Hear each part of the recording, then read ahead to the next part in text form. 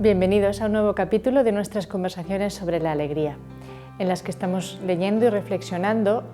sobre la exhortación apostólica del Papa Francisco, Evangelii Gaudium, el gozo del Evangelio, la alegría del Evangelio y la alegría de ser evangelizadores y de evangelizar. Primero de descubrir el contenido en nuestra propia vida de ese encuentro con el Señor y después de superar las dificultades, los miedos, las diversas tentaciones para ser capaces de proponer al mundo de hoy, a nuestro mundo, a las personas que nos rodean, ese mismo encuentro con Dios que nosotros hemos tenido y que el Señor también ofrece a cada uno de los hombres. En este tercer capítulo, como venimos ya comentando, el Papa nos explica que es todo el pueblo de Dios el que es evangelizador. Hemos visto que es precisamente ese sello bautismal, esa unción, la que capacita a cada cristiano bautizado para anunciar, aunque sea igual sin términos muy precisos o muy adecuados, anunciar al menos su encuentro personal con Jesucristo, cómo ha transformado su vida, cómo le ayuda a vivir, cómo le da alegría para vivir. Basta y sobra como contenido para ser capaces de portar a Jesucristo a los demás.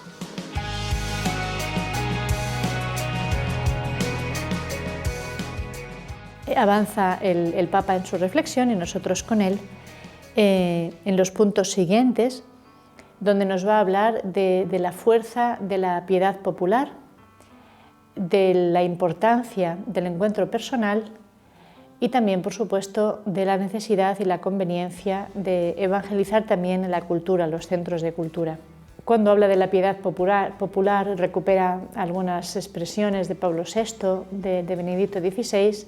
que ven precisamente en este tipo de piedad un tesoro precioso de la Iglesia. Dice el Papa Francisco que es cierto que en algunos momentos ha sido desvalorizada la piedad popular, pero sin embargo, dice él, cuando se ama al pueblo de Dios, se comprende el valor, el contenido de esta piedad popular y por lo tanto se aprecia. ¿Qué es la piedad popular? Pues es la manifestación de la piedad popular, la podemos ver, por ejemplo, en las procesiones, en las romerías, en esas velas que enciende la gente, en los santuarios que mantienen siempre vivos y abiertos la piedad popular, la costumbre, las tradiciones de cada población, el rezo del rosario, el llevar objetos de piedad, la visita a los santos, las reliquias, todas esas manifestaciones que no son vacías, dice el Papa, expresan una verdadera fe en Dios, son ricas de contenido y valen para llevar a cabo la misión evangelizadora del pueblo de Dios. Él explica cómo una cultura, cuando ha sido evangelizada, a través de, por supuesto, de los años, de muchos esfuerzos por parte de los evangelizadores, al ser transmitida de padres a hijos, permite transmitir también la fe, el Evangelio. Y esto es,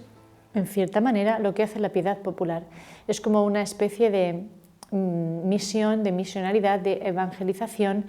que el pueblo hace del pueblo mismo. Y por lo tanto, se valora, hay que valorarlo en lo que es. Es lo que algunos obispos que el Papa cita denominan como espiritualidad popular o mística popular. Como decimos, no está vacía de contenidos, sino que usa una serie de símbolos, una serie de valores culturales propios para transmitir esta fe. Usa la vía simbólica más que la vía lógica o la vía racional, pues tal vez no posee todos los contenidos de la fe, pero está transmitiendo una verdadera experiencia. En otro lugar decía el Papa, cuando un pueblo peregrina, por ejemplo, o tiene una procesión, realiza una procesión de un santo o lo que sea, está proponiendo un encuentro verdadero con una persona real, una persona que existe, Jesucristo o la Virgen o los santos. Se trata de un encuentro real con una persona que vive en el cielo. Por esto todo esto son vehículos auténticos para mantener la fe y para expresar la fe, y es uno de los medios, una de las facetas de la evangelización popular. Y el Papa dice no tener miedo de recuperarla y de proponerla también a los hombres de nuestro tiempo. No es algo desfasado, no es un método evangelizador superado. Seguramente, precisamente porque nace del propio sentimiento popular de la gente, sea capaz de conectar también con la sensibilidad del resto de la gente. Importante también, nos dice el Papa, esta comunicación del Evangelio persona a persona, con las personas que nos encontramos a diario, cerca o un poco más lejos, pero aquellos que forman el círculo de nuestros conocidos, de nuestros amigos. Una transmisión del Evangelio, que dice el Papa, tiene que ser respetuosa y amable. No buscar imponer, no buscar convertir o convencer o demostrar la falsedad de los argumentos ajenos, no se trata de nada de eso. Dice el Papa que siempre la propuesta del Evangelio tiene que ser posterior a una conversación. Primero debemos acoger a la persona, escuchar, conversar y después buscar los modos adecuados de transmitir a esa persona cómo es amada por Dios, cómo en esa situación que puede estar viviendo Dios ofrece su mano, ofrece su ayuda y también, en la medida de lo posible, hacer una oración juntos de manera que la persona entienda que ha sido acogida en su necesidad, ha sido comprendida y sencillamente se eleva a Dios ese deseo, esa necesidad. Es un modo muy sencillo, muy al alcance de todos, de evangelizar persona a persona. Un modo de evangelizar que es indispensable y que para muchos tal vez sea la única manera, la única oportunidad que puedan tener de escuchar hablar de Jesucristo, de la vida de Jesucristo.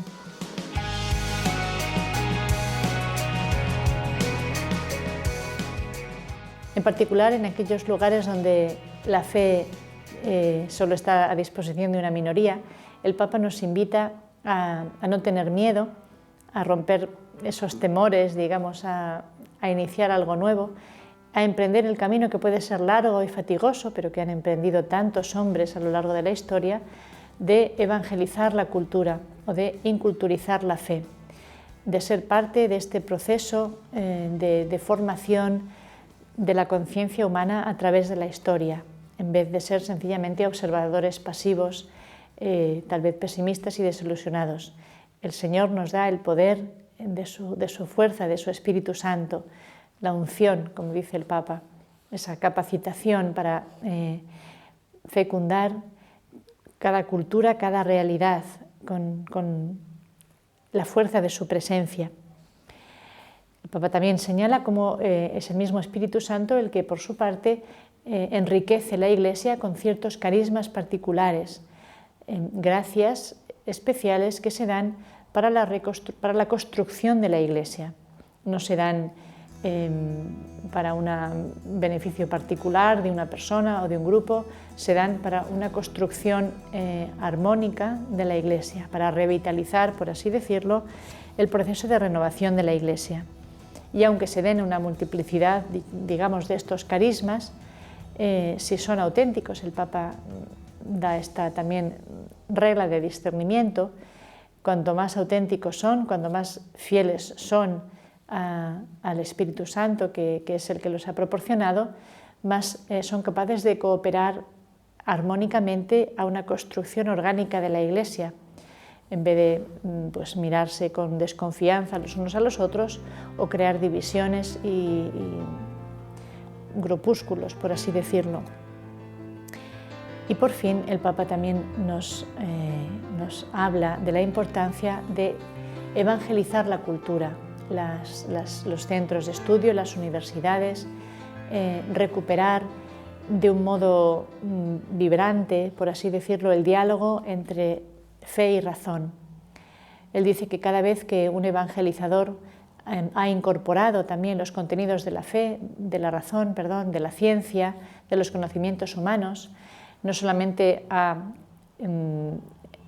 evangelizado, digamos, esos contenidos, sino que ahora los convierte también en misioneros, en evangelizadores. Cada vez que nosotros también hacemos el esfuerzo de ver con los ojos de la ciencia, de la fe, de la razón, de alcanzar esos conocimientos, en esa medida también les hacemos cooperar para el avance del Evangelio.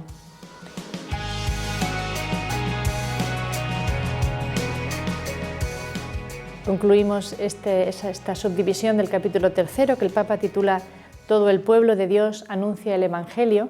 recordando sus contenidos, que la transmisión del Evangelio no es complicada, no exige unos conocimientos sofisticados o conocer todos los contenidos de nuestra fe. Se transmite por contagio, por atracción. Si somos capaces de transmitir a los demás la serenidad, la alegría, la confianza que nos da la fe en Dios, si somos capaces de transmitirla con palabras, con gestos,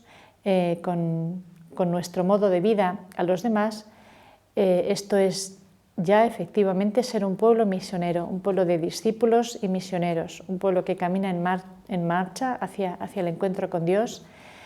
siendo fermento que transforma la sociedad, que incorpora las culturas y que encuentra de diversas maneras siempre caminos para acercar a Dios a los hombres y a los hombres a Dios. Pues de nuevo reiteramos nuestra invitación a leer y a reflexionar sobre estas ideas que nos propone el Papa Francisco y a continuar juntos en la lectura y en la reflexión. Os espero en próximos capítulos.